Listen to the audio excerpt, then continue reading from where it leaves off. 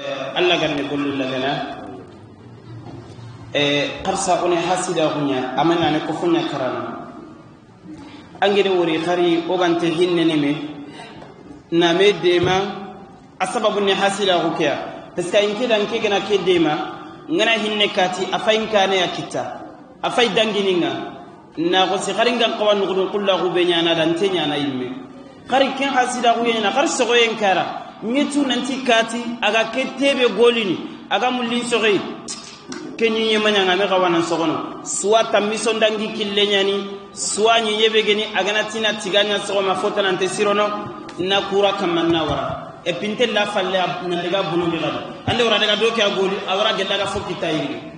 ma ayu dinin hada kan dinan ka gele komanda ma ad-dinu an-nasiha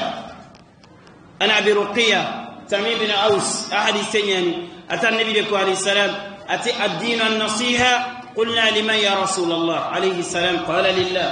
ولكتابه ولرسوله ولكتابه ولأئمة المسلمين وأمتهم أنا بلك عليه السلام محسد أغنى يسير سمع أن تغنى كل أغنى دبرني أنا ناري نمو كون هذا كدو إنان ديما غتين إنان ديما سو نغرا كله نانتونغو أندانجيني خباري أي أغنى نمو سوا soit sogoye nyani ba ngemulla na zarde de beri anke ngamogon kala na daga mpali amogon ko nginda ni ngara kille maitu courage be ginke igen ngari kille la alla ndangiliya wallahi ante ngari no qur'an dililla an jambe annabi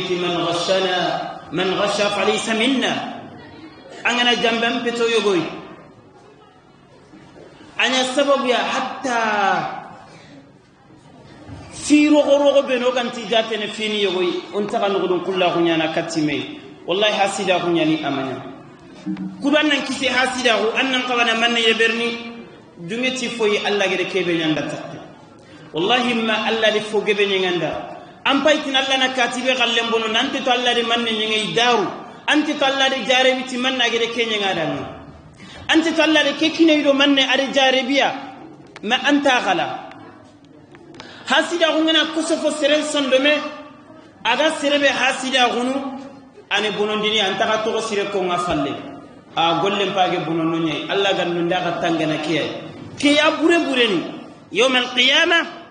annabi ga ko alayhi salatu wassalam ke fa anke pa ke hasida gunu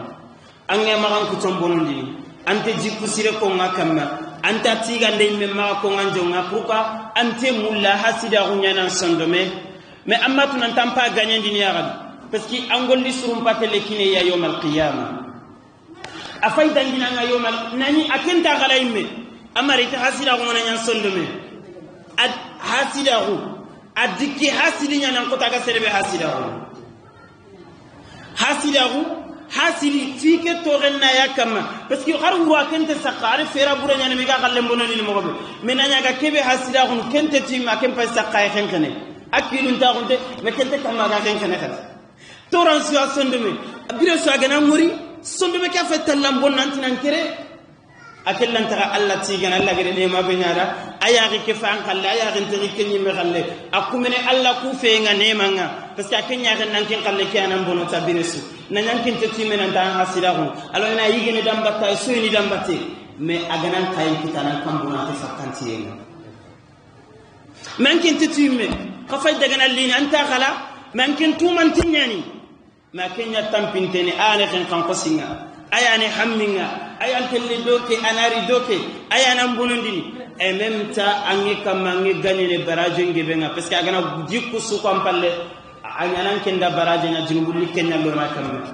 النبي صلى الله عليه وسلم حديث سبتنته كي حديث اندين كي كونونينا كوتو حديث سوسوسو نغي كوري فامي مو كيتي خرسا والله النبي قالتني حديث بلا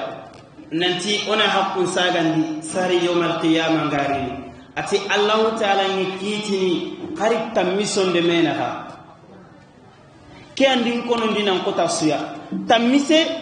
أرجان ننتيدا يمبنتيدا جنوب قبارين تيا براجين قبارين تيا كراما كاتبين يعلمون ما تفعل كنت دي باتنga ما يلفظ من قول إلا لديه رقيب عتيد كنت دي باتنga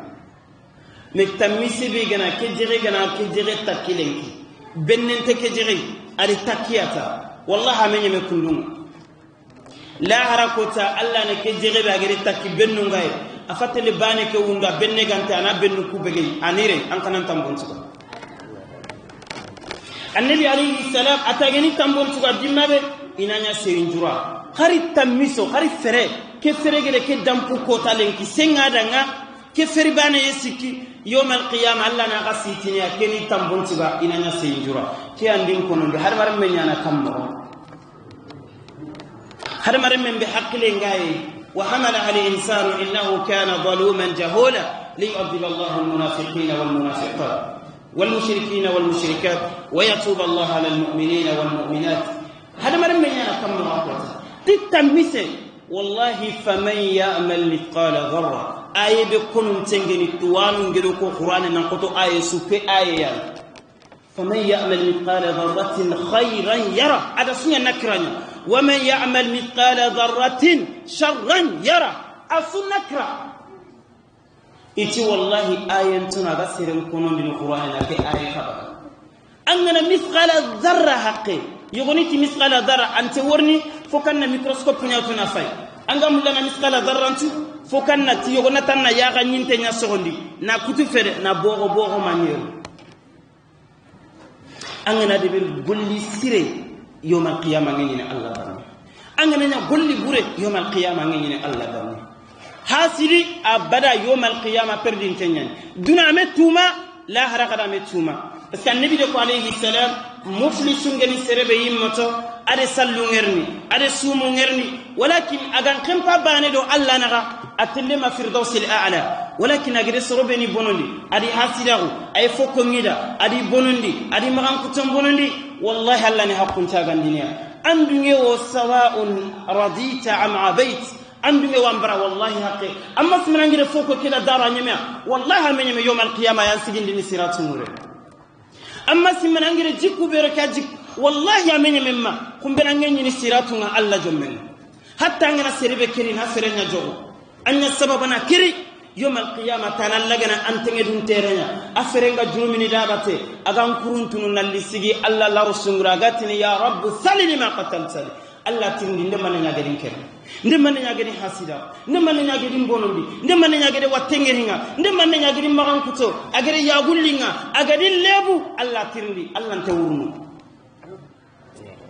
والله هل أنت ورنا أنجد فوس دبري مثقال ذرة الله كن نكرنا نسوا شرا أو خيرا أنجني نونا والله النبي تكني يقولي نار يسال نصرو يسوم نصرو أتوغين دعا حقكم النار وقد سفك هذا وأكل مال هذا وسفك دم هذا إنار أدمك كان ما كيلونتي inati kati ando makana haqqan ngayna utubaka ngolli sirunakin ande keferen jogu inanya kundu ande ga golli modin talibe ni bangi doke inanya kundu ande ga na lebul lay kundu ande yagundi kaninga ande yagundi kannogo alanta bakka sella kenya bu bangedere yerna utubaka ngolli siru timangolli siren sugan nyeme bane haqqal limma tambal limma gebe nyasikki tina fotu baki gollu burunga iniran kama nan selimbe wallahi an sallal masran sunan man kisi an payal kana siratu muriya man sababuni amada fabani hasida gona sababu wallahi qoron kono allah qoron la tubaka me hakuna besna sugulati yimme wala la qasaran ki wesilili na allah ya subhanahu wallahi la haraqatun ibe ganan ni na dan ni ntan ni ni tongunya kongo wallahi la harani yefe nga kebe ko nganda du sugulati anyi mebanande allah na amba ngisulebu anyi mebangi sorolla ko ngalam najallahu aynay wa lisanan wa shafatayn ndenene langa nene ngi soron kutunga me kuruya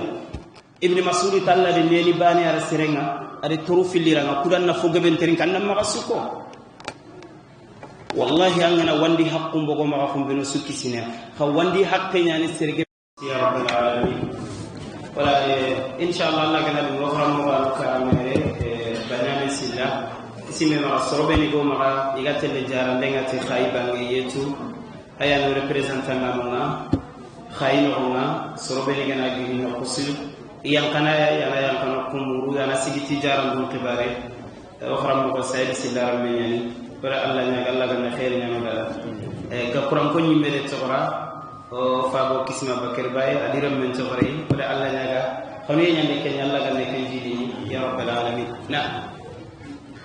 e khatsa temu be oga kamma ibe gamulla inan kisirun bene suguleti anyimme hasida ko nyana ngalla anga suguleti seretana me fiye ko yenna kenko anan qurabe suda hasan al-basri lama ko nanti de soro yogo ni wori lebu sumenya me ime karama Allah gede lebu meriya ide yogo ne khawori lebu nyaniya me miga kala ko tabe sere sume kite de benno ange ko tile bun ko Allah da sumu mu dia sere sume ko tile ko atigere soro be ni wori lebu gantiya Allah gedi lebu ndoni ga kala kenni soro be ni lebu sumenye ha amila qallaga bakka seretana khalle seretana lebu ndenda bonondinde ati wallahi amekara foke Allah gele lebu le soron suga ko ngote ati gere sorobe ni wori lebu nyanya Allah di suturi ikamani ndila kenyaraga bakka wandunga bakka seretana anga mullan nan kisi umbene wandi haqqi Allah nte yampana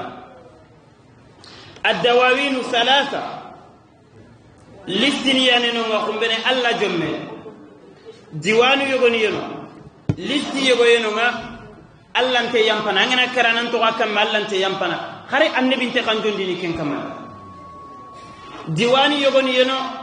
Allah nte ken to kono ngani tambuni yatugana diwanu sikandi nyani tahta mashi'atillah andali Allah da na yampandali ni Allah da an Allah jabati Allah gante kebe yampana kumenga na kara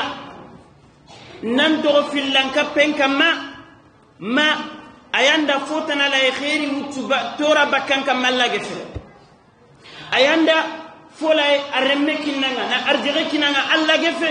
ange karaka mankara killiburen kama iyadan billah ayanda sire yanono aga gundon tuba sire suge kara fillanka penya gamma ambe tiyenno annabi yimme khanjonde tambagandi Allah de kin Qur'an diyana la bandi inna Allah la yaghfiru an yushraka bi wa yaghfiru ma duna dhalika liman yasha angana karana fillanka pento ganga Allah tinte yankanama Allah tin sughunu ya namuranga fotona ya hillinke Allah gefemma anga telammo ko seretana ya danke Allah gefeti anga hammunu Allah komenya Allah togononga subhana wa idha sa'alaka ibadi anni fa inni qaribun ujibu da'wata da'i idha da'ani falyastajibu li waliyu'minu bi qurumru kati Allah yafirru ila Allah inni lakum minhu nadhirun mubin ولا تجعلوا مع الله إلها آخر إني لكم منه نذير مبين قرم ركتي الله ما والله دغمغو الله يدايا نندي ما نسطر سرنت بكاغلا مدغاكو سروندا نندي ما خمنا نلبانا هيدا انا غسان غندنتو اندانيا كونغو كدا ما كو دا تي ان ما كو سرلا انت مسرني انا كون قال ما كو تين ما كو اتين ما كو سرتنا سودا دغاكو الله باني سبحانه وتعالى الذي يراك حين تقوم دغامبيمو الله دي قران دا كوني النبي عليه السلام اتى النبي دا ولقد اوحي اليك والى الذين من قبلك لئن اشركت ليحبطن عملك ولتكونن من الخاسرين بل الله فاعبد وكن من الشاكرين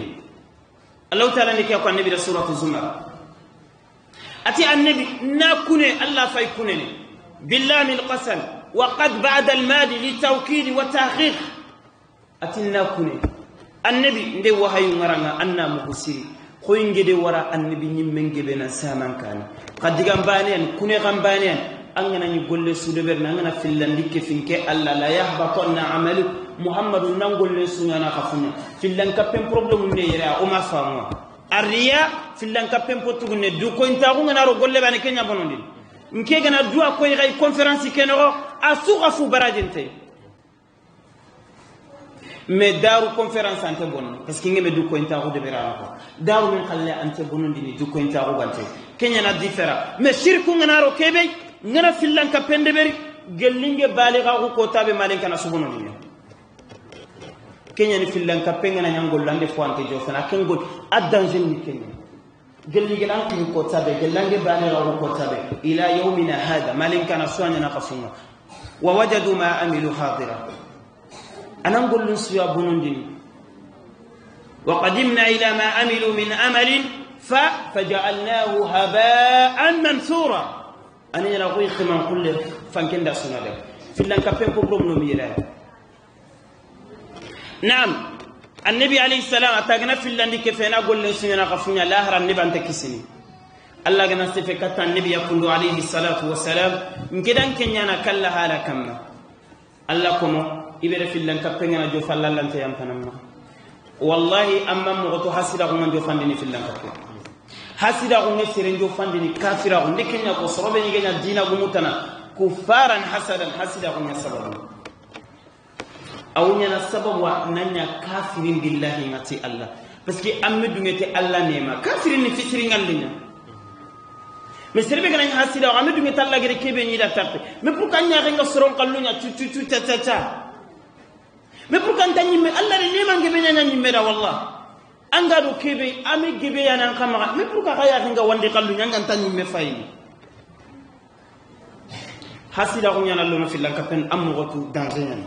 الله أنت كن يمكن أن في اللان كفين على جو فلي أتي ولن تجد له نصيرا دمان دانا أنت خنجون دانا النبي قا خنجون دي سربي لا سربي كم في اللان كفين هذا مثل سورة في اللان كفين جو فلا النبي أنت خنجون دي الله ذكر القرآن لنا تقرأ النبي مجنا جو فيها أغنى في اللان كفين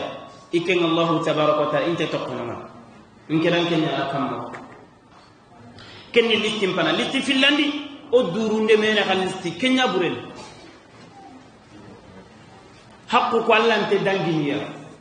kenyani wanni hakku nganga nafila ngobot anke nafila ni nyimmen am parla ni ko ranyi me bakka saketi wandu nganari hakku mbege anyi me khallul quramba am parla ni ko metimme an sallul metimme an sumu metimme an sallu ko anyi men taw ganni fay kharan nan salli mo ko yimme fay ga mo ko be kumme labe yimme saketi sereta na ganari fawtu bakka kunga nafila geben tamna واني حق تتغنم الله لساقن ديني يا يوم القيامة anga tunanti wandi haqqam fumanga nafila ngoboni de amma ala qifardani parce que fardanga na tin continue na tare nafila ni pay kudo ina nafila ni mutu to ana yogo dangi ati kente magan se fendini gelige de ko tabe nanti wandu haqqu nyane de ide wara hasirin ken ka golle ni falla magan se fende ati gante sirono magan se fende palle ine ko magan se fene imema adi faba ina kunya magan se fene wallahi haqilan tan nikel iti pourquoi ati parce que ngetu ngana serebe magan se fem pay fo akapa gollu surunga afay dangini agin tokko mais nke ngana ni ngante nyana siro e nyafal ne siro katimma dim baba ni falla magan se fe kumene iganari ndimma gollum pay geme konti ina tare me gore magan se fe ina fodu bakki gollu insallu ni kine mana dangi ngem baba na dangi ati ngante siro no magan se fe ndem palle nimma ubenga serebe mulla na magan se fe kudo kumena na baraje ngeben kitate kenya nigedo oma Aisha tirna radiyallahu anha nanti manni shi'anin dina iga Abubakar kana iga Umar kana iga Aisha imme kana adi jabi ati parce Allah de kusugandiya Allah nte mullay golli siren nan nyeme hari karafalle ade kuwara kota Abubakar fa baraje nyakita iga kana kota su Umar ne baraje nyakita atalla nte mulli golli sireke ka sikki c'est ça de kuwara iga kana fay dikoy ma Abubakar kem pay nyagalna parce que hara karafalle ami jenya fay wurugini te yawmal qiyamah kenya ni dina nyanta unika na lo aga ne maganika soni kallum mais ankente tankenga kana Abubakar ken karay matro tan antetu mais yawm al qiyamah Abubakar faya ni imi jon kote mandenya soroba nyankana anya ko nafila nyaga de bernada sadaka nyaga bakka Aisha tikenya antumullah Allah antumullah golli suru nyaga kutini ade kuwara ikhanaka kudo karo kumbene karo kuimene kenya mulla ngena sere kitankara falagin kana men wanga sadaka nyaga ndini ndanga parce que ko menam parni Allah farna gaku kedanka kedenya kun mbay ganyene en même temps même pas perdine angol lu nya fatele kini wala kenya hakilante ni dutu anna jatel laga wandi haqqun sagene ya listin sikandi kenni kebe gande Allah naga andali ngi Allah dana sakaratul maut qotondi andali ngi Allah dana na yampa kenya ni to anu goni ti kunga nay kala aganani junubu banega ido Allah ko me gona ga mayampa ti konun tenyan kala ila telle yimbe ngala sabab kaygana ni kala agana ni tanjere haqqi agano agido Allah yanaga innahu rahmanur rahim isimme ma khadimu hadithenga walakin hatta gananya hadithe ke tuwanu sefa kama yogoni ta sanadum manya fi sanadihi maqal yogoni sefa kama me yogoni khana raditi nanti annabi gati Allah ta'ala ngere ko hadithul qudsi wala iraganati kenkara nanti ana inda dhanni bi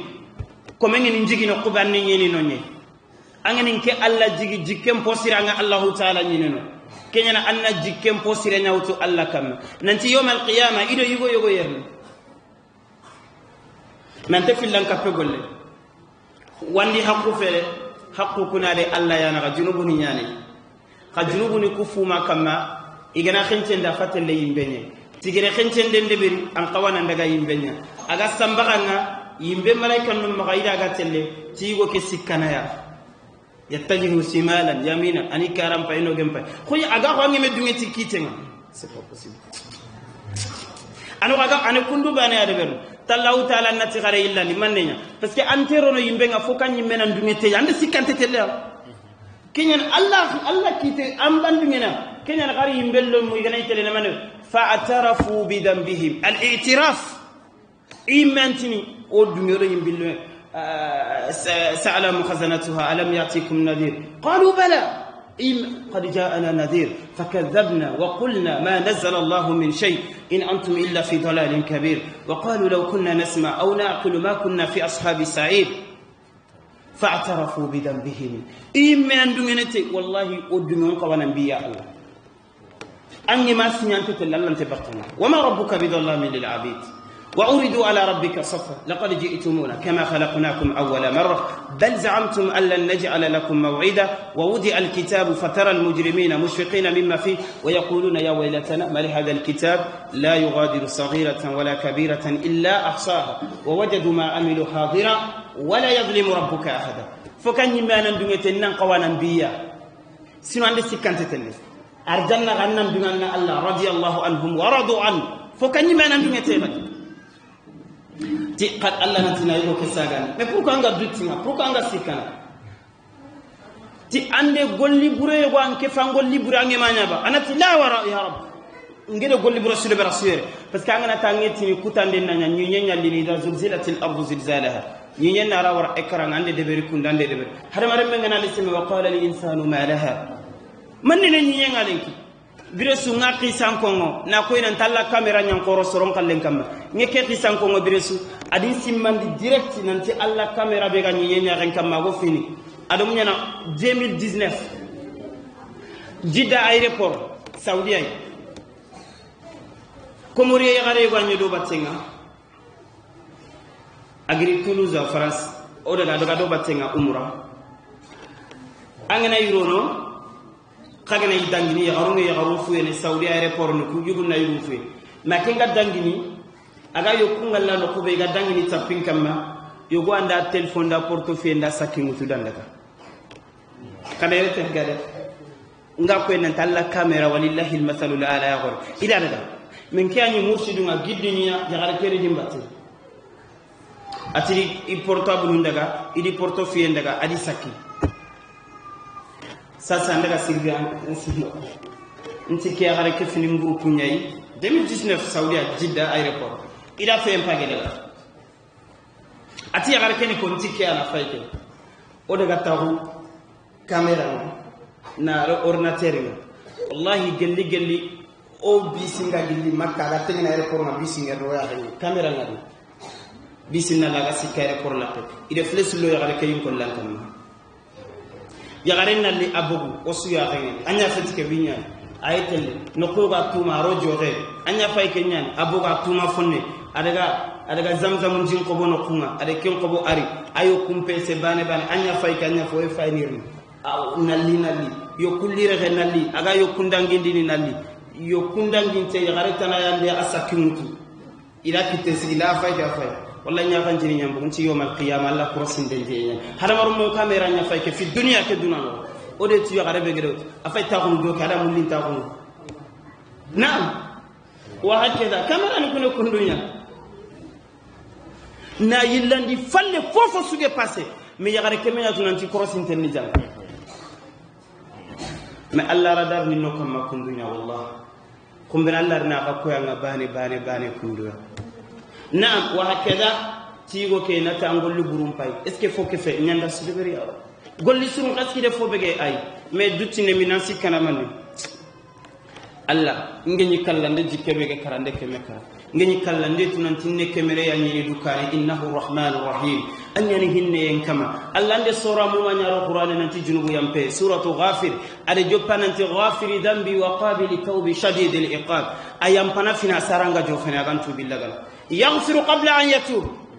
ghafir dambi anan junubu nya yampana angana decision mututa yampana maga kenyan kebe gede kemen serekeri ame jofe tubi en nokunga da decision nya takara killenga si to ana ke daga do kan nan tubi anna nyano akara killenga kenyan ghafiri dambi après wa qabili tawb ana rantu billaga tallati ajikente bondin kemaga nyampa maga hareronde arjanna na mannya ko mengeni jikki sire kemure ni junubu ni be gala ni ande alla na ganni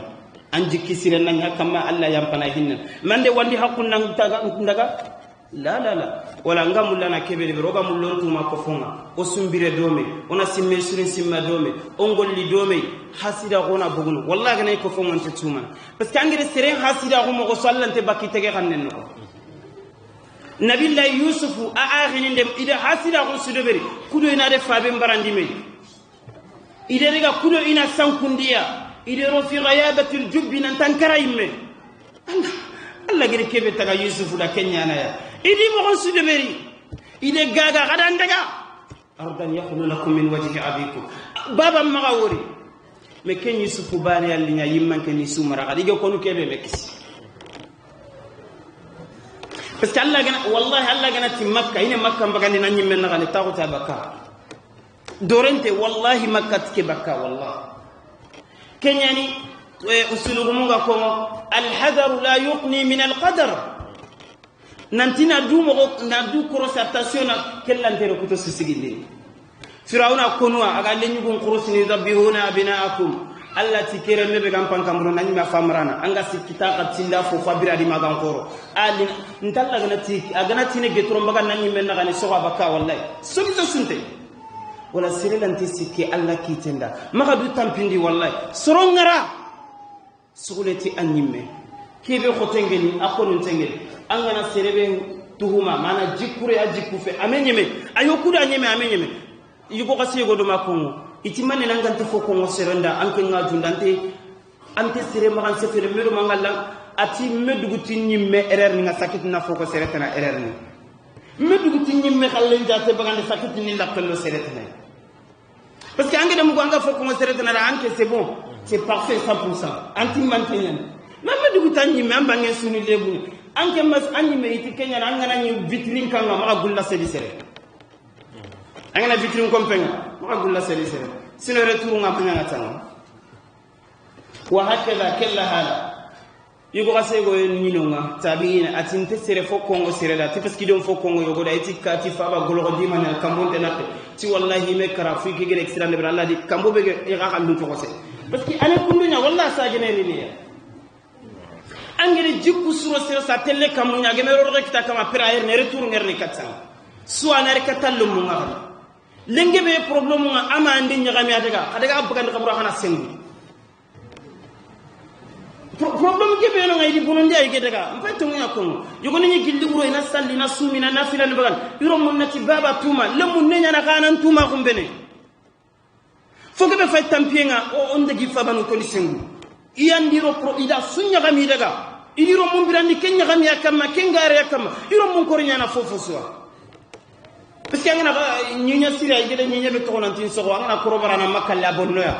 korobara ara so are kansunya korobara ka wanta daga iro mun kornya indaro fo sa ana bonima wa hakeda koron suguleti o yimme de kenya mu be suma wallahi angetu mana sasa suguleti annimme angana sirebe wornan tangun bo gon tandatin ke magge be nyani de lifiya dige na wa hakeda angana sirebe wornan ta ma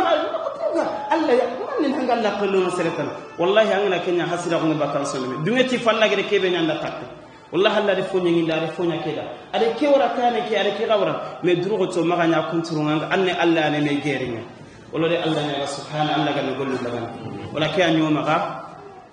أرسل جبريل موري لي موري الله كان تو ودي الله نجا ما هو جبريل لكم بني ولا تالكوا بغفر مغمغا إنا كفي الله لو تقلوا بكير ويدوا مور مخمغا خرسنا كفي غادي أنا دوا أخرى سندا بس نحن تغيير والله أراني من نميان يرك كقرآن في السوداء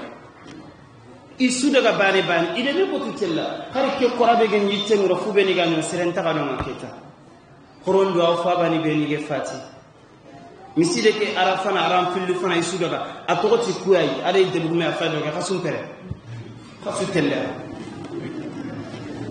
نعم أصلا كل كما هرمي دلنا دوري Allah ganna berkero modumi bam safaga kono Allah ganna kere nyadura rasida na rusube ni ke to Allah ganna berkero ni amenye me cheikh banyani silla ay continue ne taliq na insha Allah Allah ganna saharo no isufuniga ga kuran ko ron duare wallahi o grisu sudaga ko an to ko ma gaire on duwa Allah ganna berkero ni mu ngani dallando wure Allah ganna sahakin no diswa Allah ganna hammini jarana aywa taliquna Cheikh Ahmad Silla ma banyane asalle aywa kyan yo ma digamena ko Allah ganna gollu lagana kutundu be godo kita igri o yimena sajibo khilina conférence na fonna duida agene ben gafta ci serege be da pende beri nan tunan duida hammini jotu ne seme ona baranyai Allah gana dumi sakke ko gede meliri duaw jabe tagman ci gan aga meliri ni Allah fi sakati Allah ka miside nyane gadi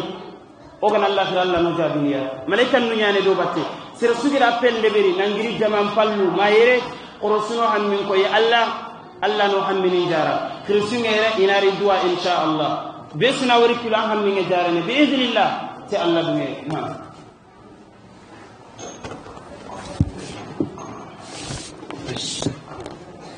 bismillahir rahmanir rahim alhamdulillahi rabbil alamin وصلى الله وسلم وبارك على عبدك ورسولك محمد بن عبد الله وعلى اله وصحبه وسلم تسليما كثيرا مزيدا اما بعد ايها الحضور الكرام نحييكم بتحيه الاسلام تحيه اهل الجنه في الجنه الا وهي السلام عليكم ورحمه الله وبركاته ما لم الله تعالى تيغنا ناماما wati gana na barka sauni inda man suka wani dama akai tunkai tunkai wai karoti na ne na kaba wati suka wani karoti na ne na kaba na sauna na suka wani kama wa Allah ta'ala ma ya rabbi tunkai wai ga oka umma mai iro kita barka dil mawan ya rabbi ana oka umma mai jannatin firdaus اسم الله تعالى كان هذا اليوم هو طريق كما خير الطريق نزل على عليه الصلاه والسلام تسر مكه امامي قال قال الله تعالى كانني يقول الله سبحانه وتعالى يمكن نور بينا النبي عليه الصلاه والسلام اكن لا يوكل الله من نور بينا الله سبحانه وتعالى أبهني عن كين جمعنا الله سبحانه وتعالى أو ما فرينا عن كين جمعنا الله سبحانه وتعالى أو ما لم ينا جمعنا وش وهم الله تعالى مع الله تعالى كنا كنا يعلم ولا نقل بيرونه وفهمه على سكين كما شهروا له كم تقول لنا يمكن حسيروني ما لهم وناقب ننتهي أختي وتنجينه وكان الله تعالى وتصلني يوم الموصل النبي عليه الصلاة والسلام عليوي أتي حسيداه أو أفعل من كل شيء أنا نعم أنا إيمان وصولي أنا نعم موعد أما سورة يموري جنوري سورة أولي من فرمان يموري كن جاتلك سورة وكوني من يموري وحسب الله حمال من سنمين أنظر كل سورة وكوني جلسالي سلمي صدقات الباقي سمو سنين كسم برات القرآن والله حصل عمهم من الناس والمني واصل لنا يمكن حصل أقول القرآن كي وسبب يقول سيدنا الناس عمهم مريم ومن كان سببتنا الله تدري ولا علينا أهم أنا تنقل أدم الرضا بقسمة الله أما بن الله تعالى تعالى ألا تطعن دبيا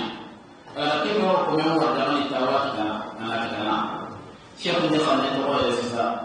الله تعالى نتوه جدران صعونا من أسقى وصعونا ستة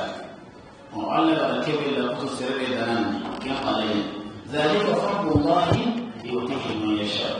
ألا فسمن دارو أنه ألا أنا كي سرب أو فسمن دارو كي نجنا سرب دارو وأكيد كنا جمعنا بس الناس اللي عم بتقول أنا هذا الله النعمة يوكي بسرعة أنا كن نعمة جيلة نكين بانغاني جيلة لا جيلة سواء أنا بقول لك أنا نياو كل جنا نعمة بقولانيو والماما بقول لي نياو أصل الله من سنة نبات الله النعمة بيجي بسرعة كن نعمة جيلة بتاع كمان كمان أنا كن كانوا أنا كن نتا كوتا بدر عليه أنا حاسينا أنا بقول سرور أقول يوم تبي لك فاطمة كم رأى أقول سرور هونا حاسي أقول كم جاوا سوما من إذا أقول كويه كنا هم نحنا كم كيمة وصوا ما يمة ما كرا وصوا كينا نجمع بوله أنا كنا حاسي أقول من سوما مني أنا أقول سرور نجمع بوانا كم لما هو كمان نيار سرور مني أو ديسو كوماتين كان النبي عليه الصلاة والسلام عليه الصحابة النبي عليه الصلاة والسلام قتل يوقع ونتي أتي الصحابة عندما أتي أرجل لما يقول نساسا يقول أداني أي لما أعرف صحابة تعونتي أتورا قري نتي أرجل لما يقول نساسا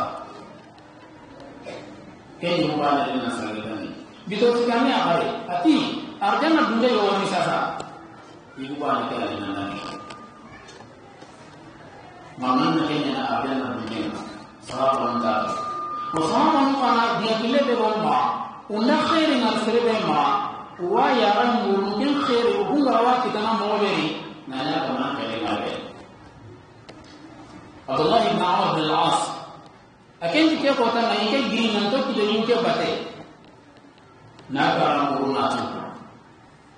Orang orang ini dunia mungkin, nanti yang lain kita muka orang. Ini bukannya ada dia. Awak kena imannya, kurang nanti kena iuke kurosi. Awak kena golong suruh belumnya, kena garanya harga nak mungkin ah. Ia karena kalau golongnya, ini boleh apa yang mungkin awak. Wawiyo kurosi, awak boleh bawa. Antara awak nak langsung menyala, antara selesainya. Hari kemudian juga, katakan, ati wallahi ini kalau kita kena balik, bukan ada. Nabi Alaihi Wasallam, ati arjana dulu yang orang Islam ini, itu filan ini Arab orang nyali, itu sekarang ini Arab orang nyali. Kemudian kita orang diri itu tidak balik. Nalatu, anggo kena boleh ke banyak yang kerana arjana dulu. Sahabat itu katakan, anggo ini kan bawa dia mau sahaja. Nanti nak bilang boleh tanamnya mau apa? Kenal, kebana? Atarang kak, mau dia mana pun ada. Dia hujan mohon, madam nak ubahnya wisau, nanti serpana orang yang soleh. Ubahnya mau wisau, nanti serpana orang yang soleh. Sahabat atau tidak. Nanti dah seluruh dari sini adalah dunia akhirat. Kemudian apa nak boleh? Mereka pun ini, apa nak tahu ke sekitar, nak sekitar nama kita, ini hilang. Nak guna mulu, nak ada mulu. Allah Taala berkata, "Jika ada Allah dan al-akhirah, wala tansa nasibaka min ad-dunya." Allah berkata, "Inna kita nak guna tahu ke lawan amru ma'ruf." Mama Allah al-qiyamah. Allah berkata, "Kita al-qiyamah kita." Kemuru. atina ke mara ma ka to mare kemna kabo ko ngani ni hasidahu antan duna dabarni anda ka dabarni hasidahu lo sirasu sunna men na do ko hore ana la murebe wa ta na ne ma ka girni Allah ne ma ka girni anta girni feo Allah ka an sunna men ka anta la ya wa tisbutin qasatin wa tisando sunna ya nabi anta la ya ka feo wa alqama qadama يمين أكبر الله كيف فرق عليه الصلاة والسلام أتي حاصل داون قلناه أتي سينا نين أتي كنا تسينا نين أنت قوم نتاو ينتن سيني بقى يوم كلامه أو هرم اللي من دينا سيني دم أمام موت حاصل داون كم شيء نراكو مورا وسبب بس سلام أو مور أو هم بس سلام أو بس يا أما بني الله تعالى تعالى أما بنتي الله لكما لما نعلم كانت في سرنا والقناين نبي الله تعالى لكما كما هو دينه كذي النبي عليه الصلاة والسلام أري صحابنا أبو فاطمة وات بصحابة بيجوا فارين تجا عليه الصلاة والسلام كبينو غيره بات حجة الوداع أجر هيجو هنا بيرو هيجو لا غير بيجا كلهم تمي دعنا إفادة عليه الصلاة والسلام صحابة بينو غيره تتم مدينة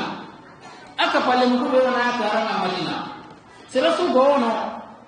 النبي عليه الصلاة والسلام فسمان تاول بيجو كين كمان مع عاكو نقول أوتني أعلم الناس بالحلال والحرام معاذ بن جبل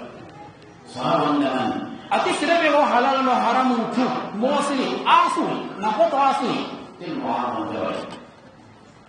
أنا معاذ فسمان أوتوا إيش صحابة معاذ عاصي أو فسمان أوتوا أبدا سربه قيتاني كن كيتي أقوى تدنا تعصو توانتا إن زيدها أبو بكر الصديق أتى أبو بكر السراي الصديق أنا لما نتعاون فنتعاون بلازين كربانيا بسكلين كربانيا نعم نتوكسو كربانيا لما نتعاون نعواتانا أو بكر لما نتعاون يعنى عمر بن الخطاب على كيف سنتعاون عمر هايكي أغنى المدينة كلها أبانا مهينا شيطاني كان عمر ورد أو كان انتظر المدينة كلها أنت ترمتين كلها خارج شيطاني كلها وراء كلها عثمان بن عفان ذو نورين نور نهل الدنيا صحابة الله صلى عليه الصلاة والسلام على صحابة مقصار أن مثال الدنيا والله مثال الدنيا أنت صار القدر الله سبحانه وتعالى الموت كم موضوع لم تقدر للفقراء المهاجرين الذين أخرجوا من ديارهم وأموالهم يبتغون فضلا من ربهم ورضوانا ومن الله ورضوانا وينصرون الله ورسوله أولئك هم الصادقون والذين تبوأوا الدار والإيمان يحبون من هاجر إليهم ولا يجدون في صدورهم حاجة مما أوتوا صحابة الموت وألم الموت ويتوقعون أنا الموت جعل دعم الله والله أمر الرسول شوف الله سبحانه وتعالى أنا صحابة الكتب سألت من الله كل يوم الحلو والشريمة إنه مكة بلا كيف إسلام معه أقول لنا قطر مكة والتنفيذ ومسيرة ومكة تقول لك إننا والتنفيذ قال عليه الصلاة والسلام الله تعالى إليه أمر مكة لمن كل يوم الحلو والشريمة عليه الصلاة والسلام مكة ننيل مدينة الله سبحانه وتعالى مسكين ومسكين المعنى كله فكان مسكين كالتني أنت قم نابر ما يمارك فالله يمير أقول كن نقباني آية باني أخرجوا من ديارهم وأموالهم فسيما كانوا قطعوا قلوب korendi nabu naburendi ubuna nabure ke beto maka nabure mare nabu na toa ura Allah subhanahu wa ta'ala nabure to nabu tin miskina ma tin miskina ma uri Madina Allah ne shere tura faran de ma wallah ura Allah de ma na faran de ma Madina ke de ma ati wa ko ko no ma sarukuli lani fanga ke ansar no jatinu sahabu ta min la kumen wa hero ura dina ke diyanti arwadi na hero ka ta kun ansar no jatinu kunya karamu osroni na tawa osroni suru dengan suru dengan hero ka ya Allah Ta'ala يحبون من هاجر إليهم كمن واحد وفات يقول قانون قانون الرأي كم يقام بردني فارغ يسهرون منا قلنا نكيا الله قلنا كنتو أنسك لكيا بتي وبرنا مغمر ربنا نكيا مغمر والله يفعل ورتين كلا وينو ورتي ini kalau aha muhajirun ugari Madinah miskinan min rawal ma naburen to ma urihu yakun to urihu to Nabi alaihi salatu wasalam agar qul hana benya kini al muaqat baina al muhajirin wal ansar ramman maru ya muhajirun wal ansar mina maka ku yang rumah dari Madinah orang Madinah ku Nabi alaihi salatu wasalam orang makan gay orang kita awakini Madinah ke ho garsa amare membai dia kata garsa ho amare membai dia kata garsa ho amare membai dia kata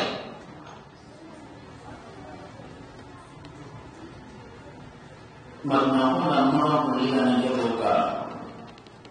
kalau pun ini sahabat Allah nanti makan ke ono awakini Madinah ke be aja tigi akina ya tamare membai yang dia kata ala dia kata kara bila ke be tahun ini, mungkin nak boleh mana boleh suka mana ahli, kiapan. Mana boleh kita tani mana, angin nak yang tani mana game orang. Amin je. Hati boleh orang hilah ma, ya orang kufai. Kebe galli anda, kem koi dorong, mungkin yang orang turun nak kena apa yang jalan itu tak ada balik. Kau yang malam asal, kini nak berlalu, maka kita mampu. Sekian orang lagi punya, lagi punya orang, wallah yang kelanda, ngeranta yang lain. Kau nak apa nak kita hari, yang makan kita dengar orang. Ati makan kita lain lagi orang. Nur kita orang ni jadi nama, nur kita nak kiwasa. Jadi poinga anda sah poinga. Jadi poinga anda sah poinga ni ada jadi anda sah mana dia boleh. Akan ada orang. Subhanallah. Sahabat yang orang ketiganya ko, ketika ni ko, jadi ya ko ina sah ko ya. Pasu ini madam show, maralora kita ni ada. Alura kita ada. Apa yang muhajirun asal? Ini Allah Taala bukan. Walaupun itu masih suruh hajatan mimma ulu. Walaupun itu boleh lagi banyak. Ingat kita mau kinana, bro. Abu Sulaiman orang antara kita. Kalau itu okey dengan dia, okey dengan dia, mana dah. Ese orang akhirnya kuliahnya dia. Orang yang Allah mengalah. Waktu ini orang ahli ini waktu ini nak kamu. Orang akhirnya dia Tora orang ahli ini nak kamu. Anda akhirnya sering dengan ini. Anak teman Tora pasal aku nanti antor lagi awam, antor lagi awal nawar pasal ini nama kamu. Anda akhirnya sering dengan anak teman yang martini saya. Nyana Kenya, mana ame